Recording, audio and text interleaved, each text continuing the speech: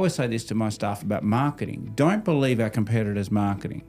Believe their action. If you look at anybody's marketing, anybody's website, they're presenting probably the best versions of what they think they hope to be. I think business is, at its core, we overcomplicate the absolute bejesus out of it, right? It is really simple. Someone's got a problem. You can fix the problem. The bigger the problem and the better the solution, the more they'll pay you. That's it. Talk to me about the difference between profit and loss and cash flow and where most people get it wrong. Profit at an accounting level is measuring value change. That's all it is. Cash is like, I would say, in a human, it's breathing. I want to go back to... Okay, you go back. You're in control. Control this interview, Hanif. I don't need to be in control. Good Lord.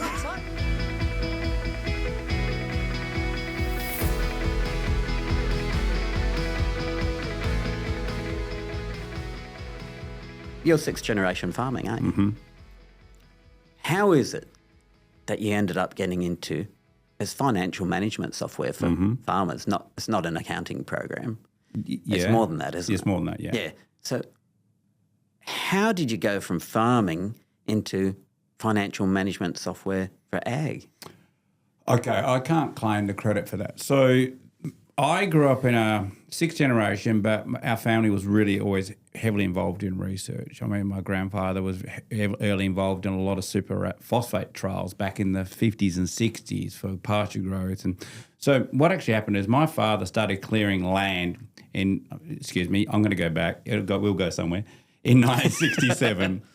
And he was my grandfather who had a lot of relationships with researchers at the University of Western Australia because of these other trials he was doing, introduced him to two ag economists at the time who were like the OG ag economists, right? Dr. Henry Schapper and Roger Muldoon. And there was another guy from Queensland, I can't remember his name.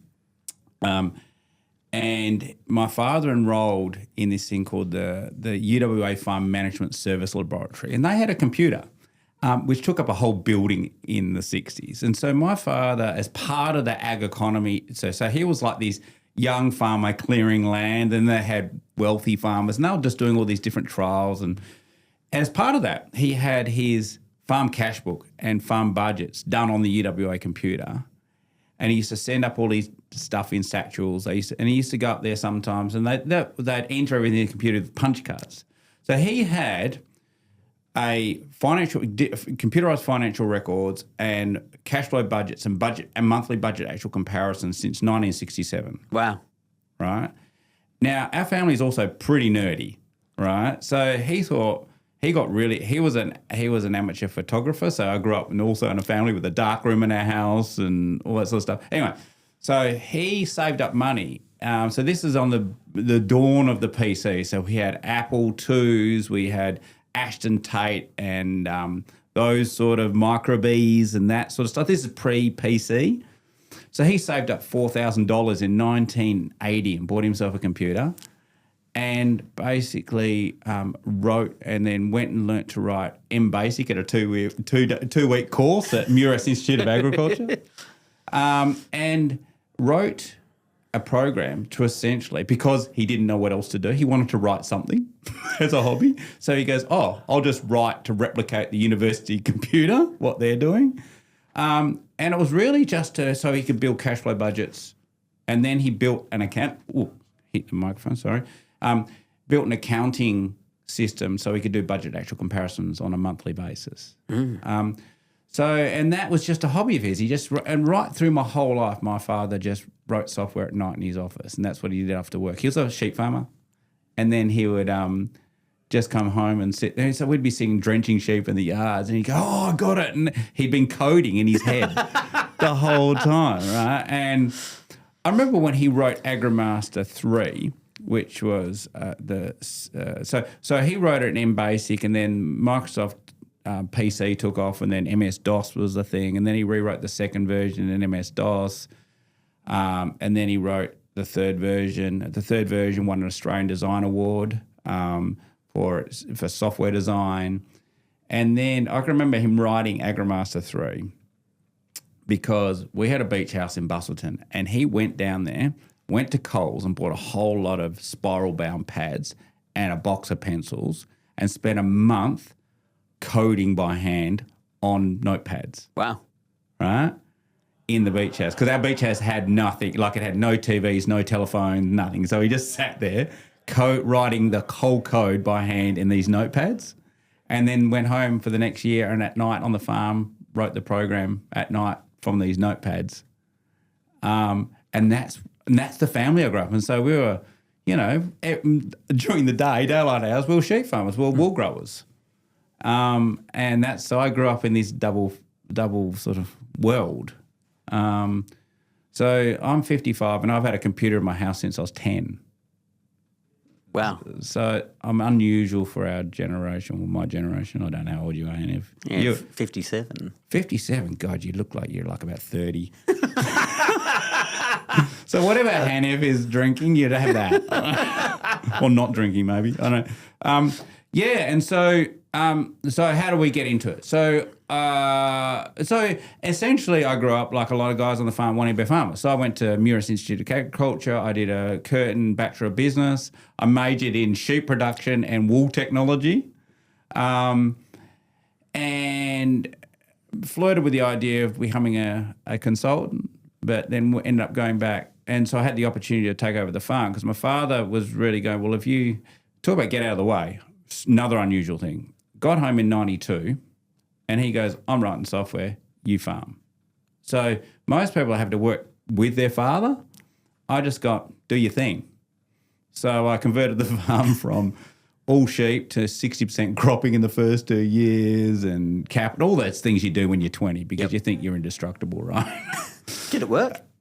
Yeah, it did. But this is where I got staffing ideas. So he never told me what to do, but he guided me. Like I'd come in and I'd build cash flows and he'd go, no, it's wrong. Have a look, have another look. You've forgotten this, or have a look at that. Or I'd go, I want to convert to cropping and we need to buy all this capital. And so I'd sit there and he'd make me do just budgets and scenarios analysis and work it out and gross margins. And he'd go, if you're going to buy this, you do the numbers, right? And he'd just make me do all the numbers and he'd bring them to me and he'd go, yeah, no.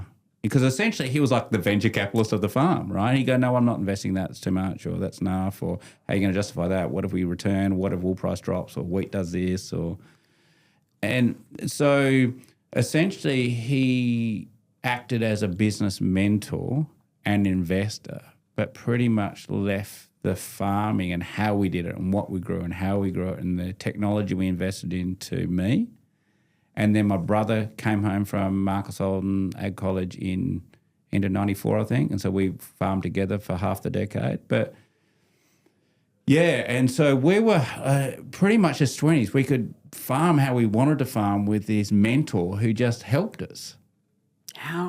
That is extraordinary, isn't it? Yeah. I deal with a lot of family businesses and we talk through succession, and there's a great sense from the parents that kids can't do it like we do it, and we're not ready to let go. Don't you find that surprising? I think about that with my boys. My boys are 28, 22 and 18. And, and I always think they're there and they're, you look at your 25-year-old and he's a manager of this or he's doing that and you go, really? Yeah, it's because you know them too well. But when you go like, people trust them? Like, you know what I mean? Like, I'm gonna recant what I just said because that's not. I don't think it's true. What I said is not true. We actually don't know them. I think we see them as our children, how they grew up. So we imagine them when they were 9. Like the dude's 25 now, and there's a whole bunch of stuff he's learnt that you don't know about. And also, there's another person that they are when they're not at home. Because I God. I don't know about yours and every other parent listening to this. Like my boys, I've got my eldest, but my 2 eldest have been travelling the world, working, doing their career thing. So financially independent since they were pretty much 18. Mind you, they come home for 2 weeks and go, I'm going up the shop. Can I use your card? Like you're an adult with a job and you're financially independent. You still want my credit card? Yes. Because he goes, because I can't afford steak. so I'm going to use your money. So they still come home. At work, they're a manager or responsible, and they, have to do their job. And, my middle one's, he works as a chef and studies. And so in the kitchen, he obviously has responsibility and all. But then when they're in your house, they can just be your child, can't they? I wonder if that's two-way then, because I reckon I see my kids, they're not kids either.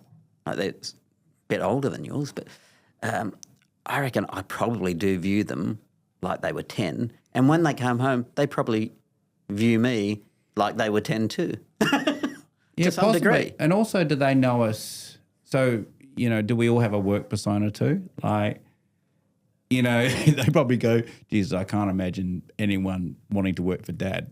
You know what I mean? So they have the same thoughts, My brother says that about me. Forget my kids. He goes, what? You run a company?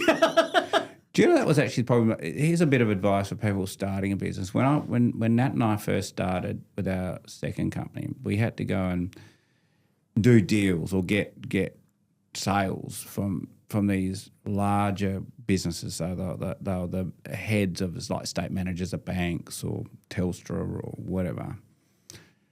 And we were like 25. We thought we were old, but we were pups really. And they'd go in there and we're meeting with some person with a big title and a nice suit. And you know what did it for me one day when it just broke for me? I went into him, we were doing a meeting, and I can't remember which company it was. It was the CEO of, I think, a bank. And we had, so we were really little business. Like we carried our first son around with us everywhere in a pram, right? Because so we wheeled into this really important meeting at one of the banks, Harrison in a pram. And this scary dude that I was petrified to talk to and pitch to got down, and he just went all grandpa on me. Because he's the same age as my grandkids, and started playing with Harrison. And in my head, I just thought, oh, he's just a grandpa. He's just, he goes home, kicks off his suit, puts his trackie on, plays with the dog. As soon as I got that in my head, I was no longer intimidated by people with titles. Yeah, that's fascinating. Right, because he's just a dad, he's just a husband, he's just a, she looks powerful and scary, but at home she's a mum. Mind you, she's a mum, she's probably still scary, but... Almost goes without saying, doesn't it? Imagine my mum with the wooden spoon. But it's still, at the end of the day, she's still going to go out with her friends at night and get drunk and do something stupid. And do you know what I mean? They're just people. I tell that to my staff because I get scared about calling certain people, and sometimes it's their title. Yeah. And it's the title that scares them because it's exactly what you said at the beginning. We assign meaning to something, and something that's neutral. Title is neutral. Interesting. In one of the books, it was either Thinking Fast and Slow or Simon Sinek, or someone listening will know what this book is. But I remember the science behind it was, as humans, we have status threat. And it's just innate in our human DNA, right? Because it's part of our social structure, right? So apparently, what we do is we assign everybody a status, and we assign ourselves a status against everyone in a room. So, there's this natural, and so people are always trying to hack their status because we innately find that we know that everyone has status threat. So sometimes and I think as a CEO or a general manager or anyone a senior in an organisation, it's really important to understand this because we always say the same things, right? I can go into anything and everyone goes, oh, I'm a nice manager and I'm good to my people and, they can come and talk to me, it's open door policy, all that, all that stuff, right? Now, I think people generally believe that. But you got a title of CEO, you're a scary person, even if you're not a scary person, because you have status threat. Right? You have the power to alter lives in that organisation, right? Even if you don't feel like you have the power or you don't want to, because you're just a person. To everyone else, you're a status threat, right? And so you can't take that away. As nice as you might want to be, that threat is, you've got to downplay it. I suppose all the things we do as people, we've got to make ourselves more approachable. We've got to make ourselves listen, all that. But you can't remove that core status threat. Yeah, it's real for people. So I've experienced this many times, and I've found it takes me 2 to 3 years for people to have enough experience working with me that they feel less threatened. It's not that they don't feel threatened. They always feel threatened. But they feel less threatened after 2 to 3 years because their experience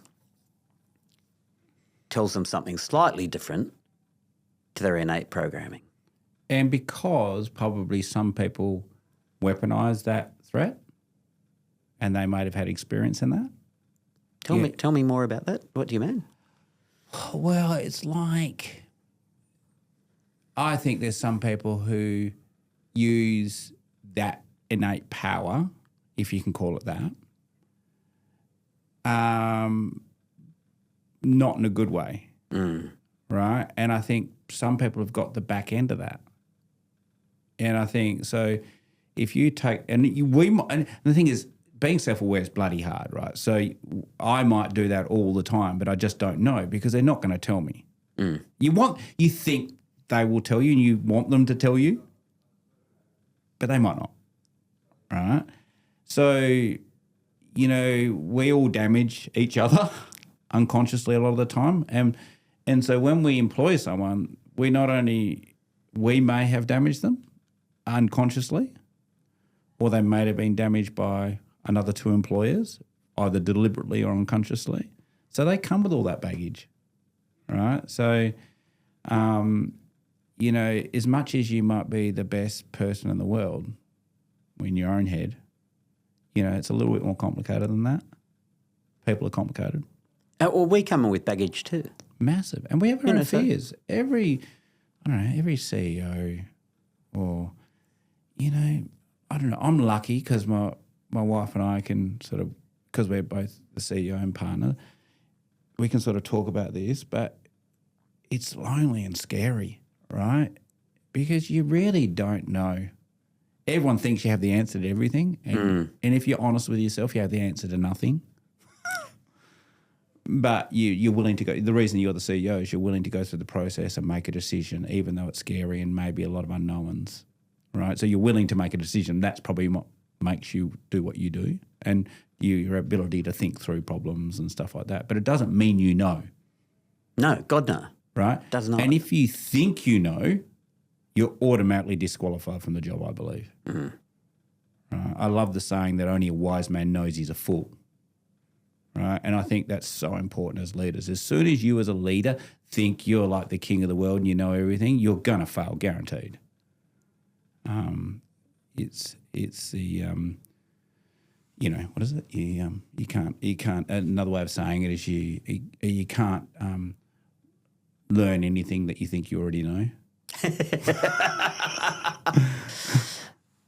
I think there's a depth of wisdom in all of that because certainly when I make decisions, I make them with what I know today with the best intent and I watch closely because I don't know that it's right.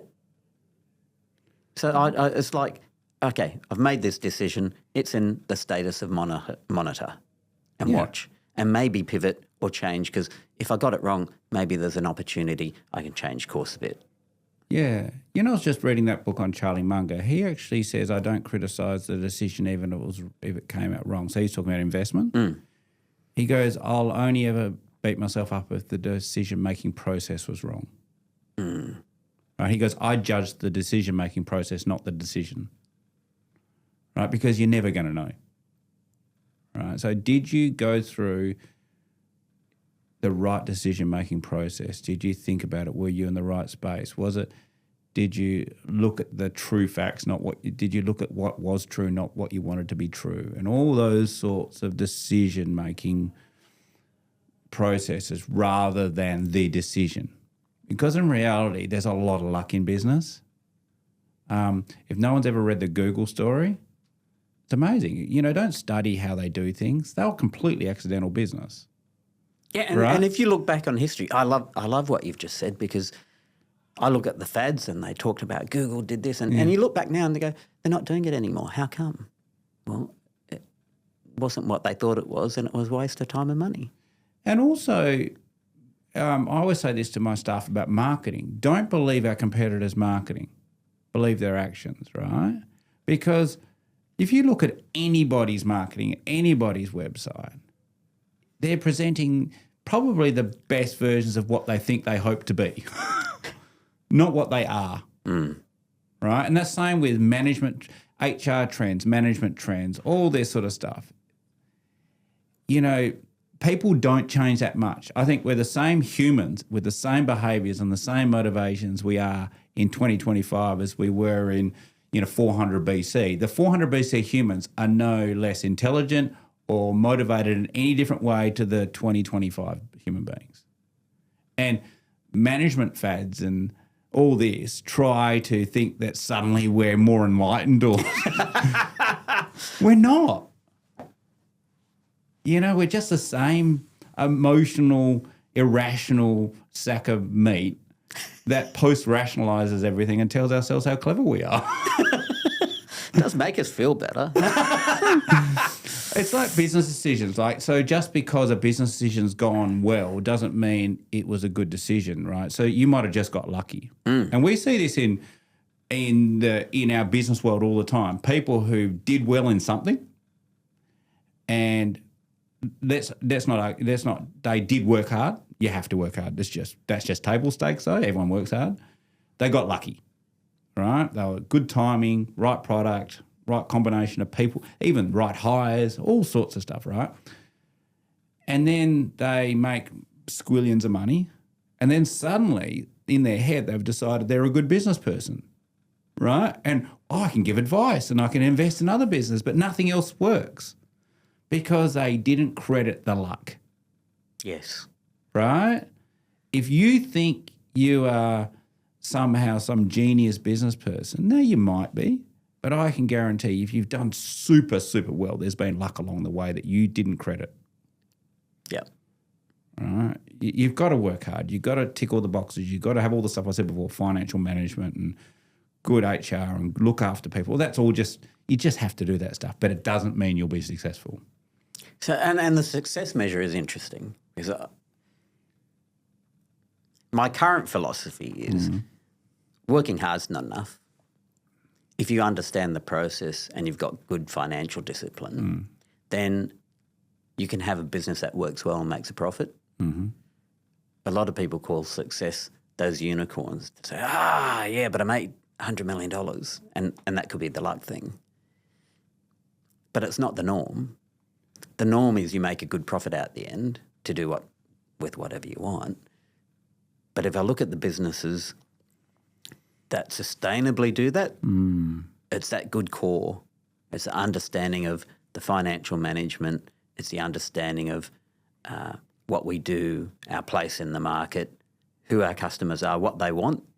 So how do we actually give them something valuable that makes them better or makes their life easier or makes them more profitable, because then they keep coming back because we're actually adding value.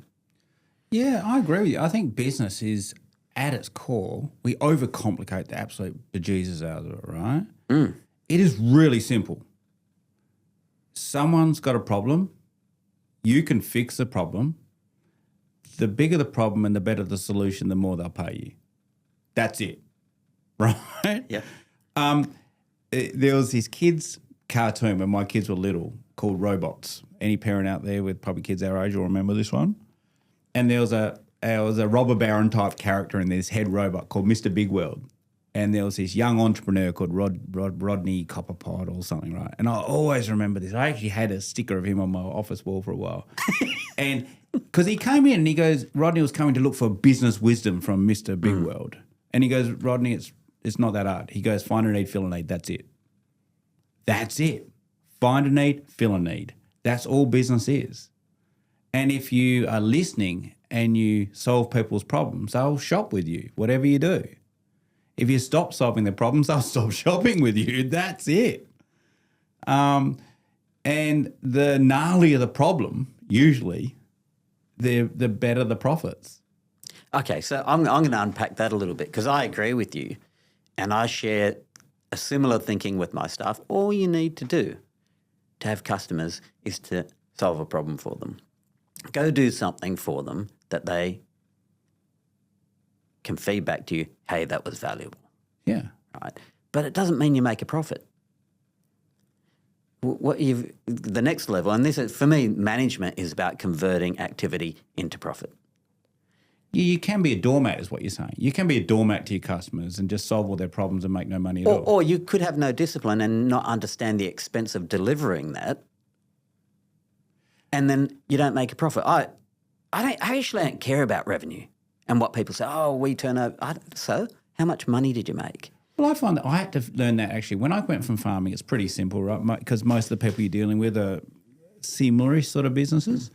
When I came to Perth, I had to get my head around revenue, right? Because I might have a mate who has a property development company and he's turning over 100 million, right? But he might make less than I do. Yeah. Right? But I had to get my head around that revenue and turnover and staff numbers makes a business complex, but it doesn't make it more profitable. Right? Not at all. Right. And I think, and for all, but then I meet someone who has a little shared office somewhere with 3 staff and takes home $1 million a year after tax. And I go, I'd take that. So you just got to be careful with businesses, like comparing them. I'm in the tech space and I think I am always blown away by the vast number of failures in tech startups, right? And here's my amateur theory on it, right, is they are, and every one that I've seen presented, brilliant people, clever ideas, right? Woeful businesses, just terrible businesses. They're tech ideas. They're not businesses. So, I'd say a startup, I don't know how investors think about them, whether they think them as bets, but if you thought of them as a business, they wouldn't be structured like they are. Because you look at them, they've got lots of really good ideas, but they've got poor discipline, they've got poor systems, they've got poor everything. And you look at them and go, there's no way you're going to survive. You just don't have that core underlying, what I call small business. They're not startups, they're small businesses. You don't have core small business discipline. So any dollar you get, the idea is you get $1 and turn it into $2 or $4. They're getting $1 and turning it into 50 cents. Right? It just doesn't work. That's a whole different subject. And I would love to go there because I think the whole culture around startups rigs them for being failures. 100%, because they're not asked to be disciplined. No, we actually support a culture of go give it a crack at any cost and boot. There's all sorts of bloody lingo around it, and I think it's built on a bunch of nonsense. Well, it's built on a bunch of, I don't know, and anyone listening to who's an investor can probably better explain to me, but from an investor, from an angel investor or a level A, B, C level investment, I sort of maybe get it from their point of view. They're just putting a whole lot of cheap bets on, 200 grand here, $500,000 there, whatever. And it's like, it's like anyone, and if they get 1 in 10 or 1 in, I don't know what their metric for 50 fly, that's good for them. They can get 10x return on that. But for the other 200 small businesses that took that money, then failed, there's not a lot of upside. So it's like I sort of get the system from an investor point of view, or that style of investing, but I sort of don't get it from if I'm trying to get a business off the ground point of view. Yeah, and I think the investor doesn't get involved in that. And it's our culture around how we think about tech startups that I think is part of the cause of the problem. Also just money. I think, so I started my career as a farmer, and my father, who is like, he's like our family Yoda. Like he's really, really humble, really understated, non-social guy, but smart as hell. And he always says you make most of your dumb decisions with money in your pocket. Right? And I think businesses are the same. As soon as you have, I even look at our businesses over the years, as soon as we have a lot of free cash flow, we invest in dumb stuff that we don't think through enough. But when we're carrying lots of debt and are scared, we do really well. Isn't fear a wonderful driver of good decision making? Well, I just think I look at even with our clients, farmers. I always say financial discipline and capacity and business strength goes up as rainfall goes down. Right? If I look at our clients out in the Eastern Wheat Belt, they can fail really quickly. But God, they're good businesses. And you look at them, they're the biggest farmers in the state. And for good reason. Financial discipline for them and risk management is not an option. It's a survival necessity every year. And so they just got really good. And you look at why, there's not many big farms, more than 500 millimetres of rainfall. Because there's not enough risk. Interesting, isn't it? And I wonder if that's the same in the rest of our businesses and the startup. You look at unicorns. I reckon as soon as someone gets given $1 billion, I'd pull my shares out then. They're going to fail. Because they start doing a lot of stupid stuff with the money and they lose their core purpose as to how did they get that good in the first place. I think for most of them, the job's done. True. I've got my money. And that's a lot of money. That was my aim. I've got this idea and I'm going to be rich. And now I've got there. Yeah. And so I think that's, in business, that's the thing. It's kind of like, whether I think as a business owner or an employee, money keeps you turning up each day because we've got to pay off our mortgages and put our kids through school and eat. But it doesn't motivate you. I don't think money motivates employees either. I actually think it just doesn't work, right? You've got to pay your people well, and you've got to pay them what they're worth in the market. And I mean the open market. They've got to know that they're on the right money. Yep. Right? But it will not motivate them to do a good job. No way. Right? So it's everything else. How interesting the project. Are they invested in it? Do they care? Right? What did Dan Pink say in his book? Talk about airport bloody books. Dan Pink. Was it purpose, autonomy, mastery? Massive believer in that. Right? So my thing about people is you hire certainly the best people you can afford and then get out of the way, leave them alone. Right? Because there's no point paying people, hiring really good people and then telling them what to do. No, it doesn't work, does it? We'll just hire cheap, dumb people if you want to tell people what to do. Yeah, that's right. And you'll get the same result, frankly. It doesn't. Yeah, that always blows me around. Hire really good people and then get in their face. No, if they're good, get out of their way. I think we did. Yeah, there's another thing to unpack, isn't it? My God, the lessons in that, David. Dare we go there? I want to go back to... Okay, you go back. You're in control. Control this interview, Hanif. I don't need to be in control. Good Lord. It's like somebody saying, you're the boss. No, I'm actually not the boss. And why would I want to be the boss? It's overrated. I don't need control. I am curious, though. So we say it's simple. I think at a very, very high level, business is simple. When you start to unpack it and understand what makes it profitable, I think it's more nuanced. I think there's a few simple things, right? And it does get complicated, especially with cash flow, but at the core of it, right? So there's two things I always say to our clients. There's two types of financial discipline. First of all is should I, and then there's can I, right? So when you're doing, say, a cash flow, right, and that's really about margin. So you look at any business, it's about if I buy these goods, put them together and sell them at this with all my staffing and overheads and cost of goods sold and all that sort of stuff, do I make more money than I spend? Period. Okay. It has to pass that thing. You've got to make more money than you spend, right? Then I go, can I afford to do it, right? Which is cash flow. How much money? When's the timing of the money? It's like this town is full of people who took on deals that they couldn't afford to take on. They were good deals worth millions of dollars and they just run out of money, right? So they passed the first test was, would they make more than they spent? Yeah. But they'd have to borrow $5 million to fund the working capital to do it. And if they got the timing wrong, they're done, right? So cash flow is king, right? Even if the profit and loss, the forecast profit and loss says yes, right? So it's getting both right, I reckon, is the trick. So you've been in the financial management business. Yeah. Through software, but you're in the financial management business and you know it back to front. I'm going to sound like a broken record to people who know me, so I'm going to let you do the speaking. Talk to me about the difference between profit and loss and cash flow and where most people get it wrong. I think profit is in your business. It's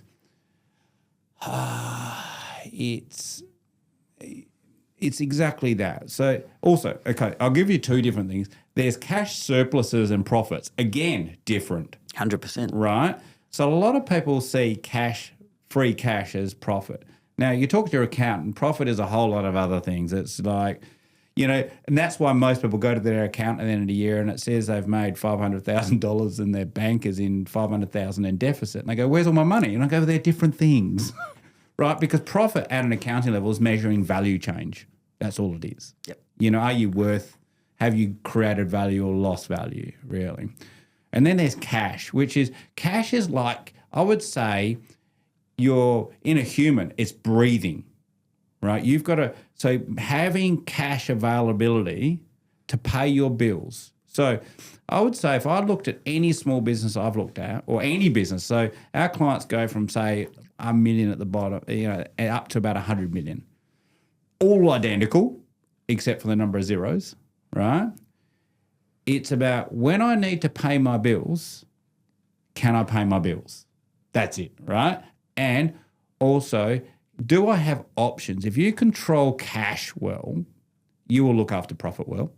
So it's a bit of a, people go, I'll worry about profit. No, worry about cash and cash flow and cash surpluses and cash availability, and profit will pretty much look after itself, in my mind. Not the other way around, right? But the other thing is having good cash flow control gives you a couple of things. First of all, you can pay your bills on time. If you can pay your bills on time, you'll have good relationship with your suppliers, which means you'll get better terms on everything, right? And you'll have those really good relationships. You'll have options. So things will go wrong. And suddenly you'll be able to call the bank up and go, I need another $100,000. And they'll go, sure, you have $100,000 because you had a machine breakdown or you had this happen. It gives you options.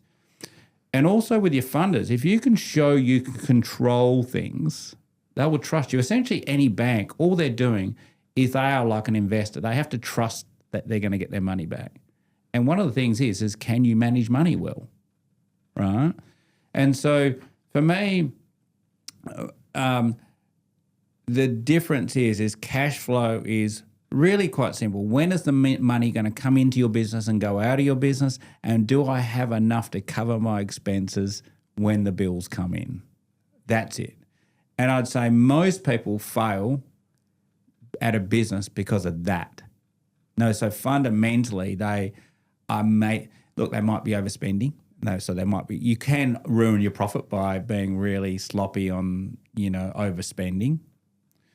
But I would say that I remember when I was doing some research in small business in 2018, I read a Dun & Bradstreet report, and they said 90% of all small businesses in Australia go broke through cash flow. So that's saying they fundamentally are selling things for more than they're buying them. Yep. So they make profit technically, but they go broke because they get the timing of their money wrong. Right? So I've had friends who've had that. They've had really successful businesses and they get paid. They got paid really late. They didn't have enough working capital reserves to keep the business going. Right? So managing working capital, that's really at the core of what our business does. So our clients, what they do is they borrow a lot of money. Most of them are big grain farmers.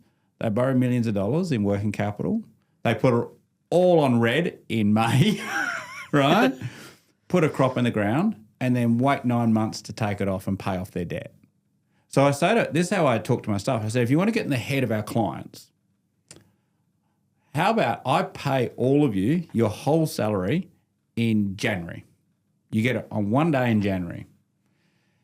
I'm going to increase and decrease your salary by 20 to 30% depending on how the business went this year and how well software's selling. So how's the market looking, how well we did. Well, I'll increase your salary 20. Now I want you to go out and borrow your salary and live for a year.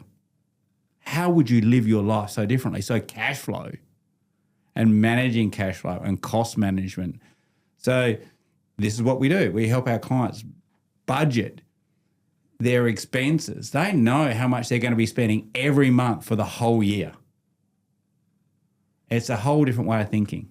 It's a great way of thinking. And it's different to what some people are taught about budgeting, which rubs me up the wrong way. I must be becoming a grumpy old man.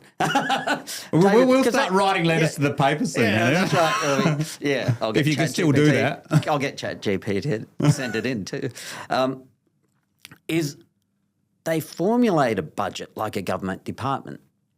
Like I can spend stuff. Yeah. We've been given this money and we must spend it. So we'll do all these things. That's madness. Yeah, so budget, I always say budget is, so the way I even talk to our clients about it and the way Nat and I talk about it all the time, it's a financial simulator of your business and it should model your business, right? So if you think, could I, should I, would I, you first get into your budget, you change the numbers and see if it works financially, right? Does it work in free cash flow? Does it make money? Does the gross margin work? And can we afford to do it? What happens to the cash flow, right? Then do it. So your what if in your head, whether that be a risk, like, what if the market drops by 20%? Go into your budget, put it in. Don't guess. Yeah, and you don't need to guess. If you built the modelling tool, correct? You built the modelling tool and use it as a core decision. It is your core decision-making tool, right? Because I don't care what you do in business, every single decision you make is measured in dollars. Yeah, right? The numbers don't lie. The numbers don't lie. You make a decision. I don't care if you thought it was cool and it was a great strategy and the marketing was off the charts and you got another 1,000 social media followers. If it doesn't go to the bottom line, it failed, right? So test it. Now, another thing in business, I get really annoyed with people running financials as if the one I'm talking about is their books they keep on a monthly basis are pointless the month closes. They give you nothing, right? They're history. You can't change it. It happened, right? But you should be putting most of your financial management into your cash flow, your gross margin. Anything beyond today gets all your attention. Anything before today gets none of your attention. It gets your attention one day or a couple of days a year.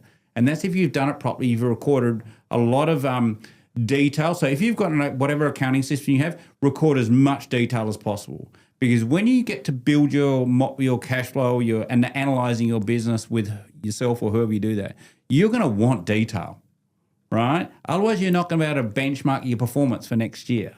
So recording, so all I can say is whoever does your books, whether it be you or someone else, do it in detail, as much detail as you can, record it accurately, because the more detail you have in that data, you'll be able to do better analysis at the end of the year, right, for when you're forecasting. But spend most of your time in forward. Live in your budget. I mean, treat your budgets more frequently than you do actually doing your accounts, right? Because accounts at the end of the day, and don't do them for tax. Get out of your head that bookkeeping is about tax. You have to do tax. You have to record it accurately so it can do your GST and your installment tax and your fuel tax and all that stuff. That stuff has to be recorded. It's table stakes. But that's not why you should be doing it. It should be a byproduct of what you do. Yeah, that's just part of doing business, isn't it? What it is, it's just tax is not what your business is about. Your business is about, serving customers and gross margin and management. It's about all that stuff. And that's all in your cash flows. That's all in your forward forecasting, right? But but a lot of people sort of treat bookkeeping like as this tax chore. And if you do it for that, I get it. It'd be annoying. You're doing it for someone else and you get no benefit, right? But here's a different way of thinking. You're going to have to do it anyway. So you might as well do it for yourself. And if the accountant gets some sort of benefit from that, lucky. Right? Because this is about you. If you're going to have to spend those many hours a week to keep your books, keep them so you can better understand your business. And I reckon that's the core of that. That's the heart of it. The better you understand the beast, the better you can direct its future to drive a better outcome.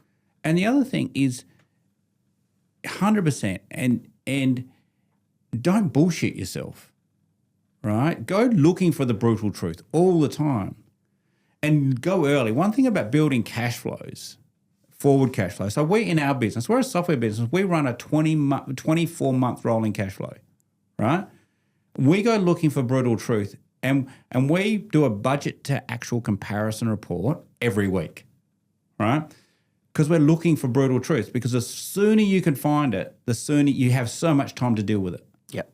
Right? Agreed. Never let money surprise you, ever. If you've got a big bill or a big problem coming up in cash flow, you should know 3-4 months out. Right? You should never be surprised. And there's no magic in any of this. It's not even complex. Like it's not, everyone thinks, oh, I'm not good at books. It's like year one maths. Look, it's not, I mean, when you get into tax planning and trust, I mean, that just does your head in, right? That's why you need a really good accountant, right? But the actual keeping of accounts is not difficult. No, and nor is cash flows. And you know, the beauty is, so I work with lots of business owners on this, and they know their business really well. They know really all the well. debt. Like they live and breathe it. So you go, that knowledge and experience is reliable.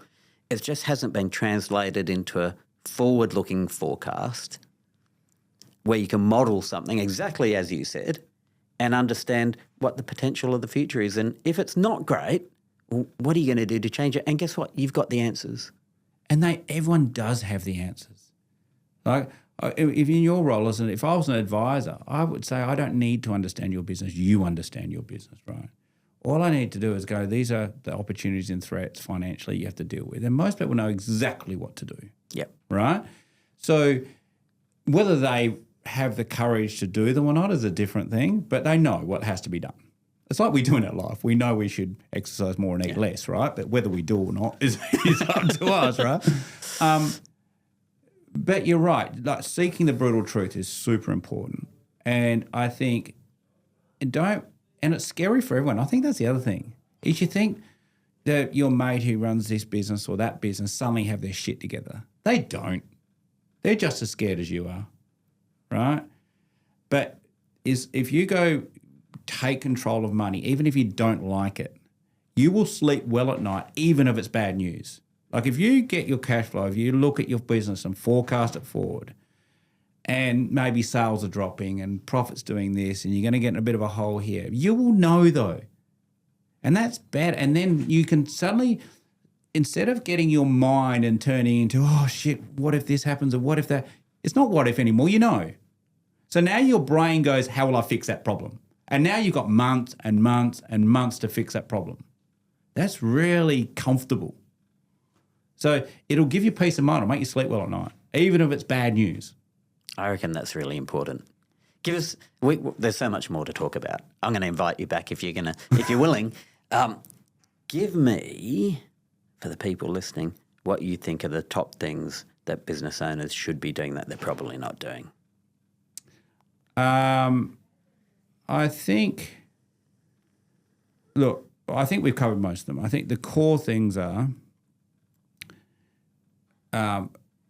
financial management and operational discipline is key. If you're not that person, I'm not that person. Luckily, I married that person. But if you don't have that person, get that person in your business and let them be in charge of it, right? Other thing is hire slowly, right, and find good people, like good people in your business. And I don't care, find the money for them, right? Just make turning up to work every day a pleasure, right? And they will, as a manager or a CEO or whatever, they will drop your workload like a stone, right? They're just worth every cent. So good people are worth every cent. Bad people, they basically just a drain on your time, drain on you, drain on the business. It's just a downward spiral, right? So they're not worth it at any cost, right? So I think this is probably the hardest lesson Nat and I learned. So even if we're desperate for a role, we will do anything else in that business to work around that role until we find the right person. Right? We won't hire quick. We'll hire really slowly. And it took us 20 years to get that right. How many people in your team now? 20. Right? And I can honestly say I love them all. Like, they're really good. Nat and I love going to work. And we haven't always loved going to work. And everyone listening, a business owner, I reckon if you're not loving going to work, and not every business owner loves going to work, you remember why you did it. Like, for example, me, I love solving problems, right? So everyone says you don't want problems. No, you just need a better class of problem, right? Yeah. I love solving good problems. So as soon as I switched back on, got in and I go, okay, I'm getting there and I'm going to go deep on customer problems and writing new product and doing that. I could do that 10 hours a day, right? And if that's not working for you, work out why do you do what you do. I'd say customers are really good. Like, get it, if you say if you're not enjoying solving your customer problems, maybe not the right business for you. But you got to just solve it. Oh, I can say the other thing is it's not about you. Right? Oh, no. I've been kidding myself all this time, David. One of our values as a company is to serve. And I find that so important, right?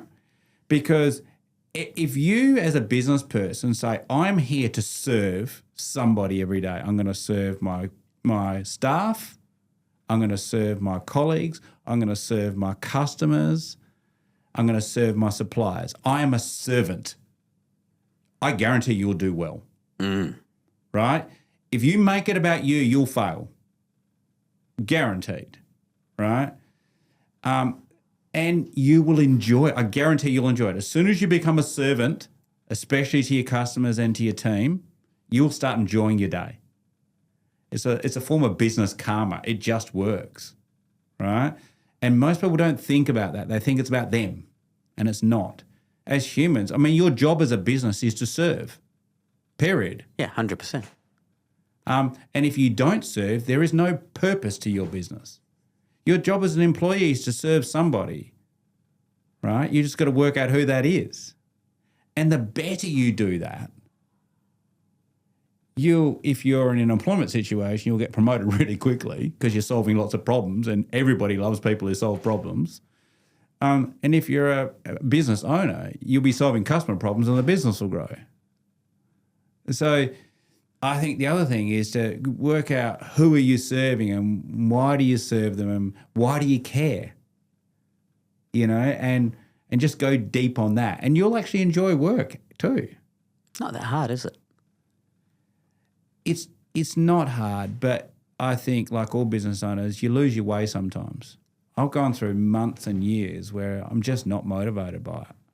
Right, what I came down to is I just forget why, because especially we've been doing this for nearly 3 decades, and you do forget why. What got you excited in the first place? Why did you do this? And if you've never thought that, maybe it's time to sit down and write about it. Why do I love what I do? I love what I do.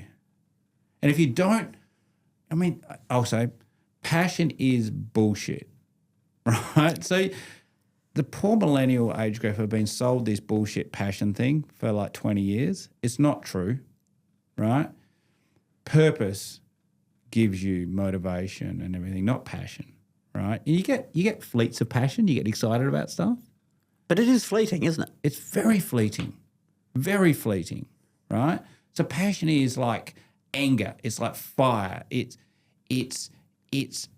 useful in very small doses, but it's not sustainable.